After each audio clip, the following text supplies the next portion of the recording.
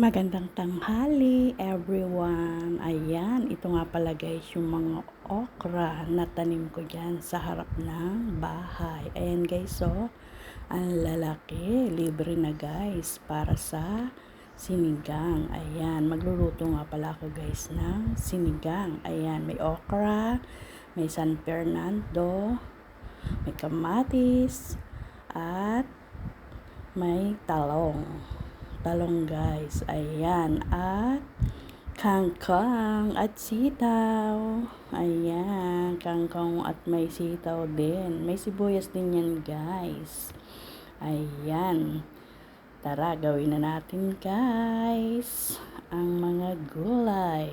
Ayan, kahit hindi kompleto yan guys, yummy pa rin yan. Ayan pala guys, pinalambot ko na yung baboy at manok.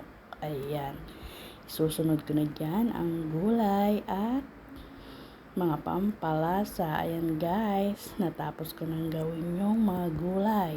Pwede ko nang ilagay sa baboy at manok. Ayan, yummy sinigang para sa Huwebes. Ayan.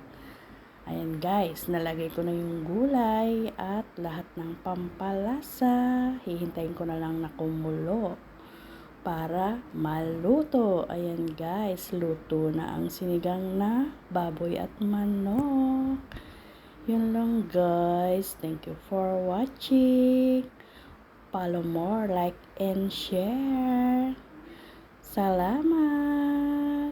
God bless you all. Bye-bye.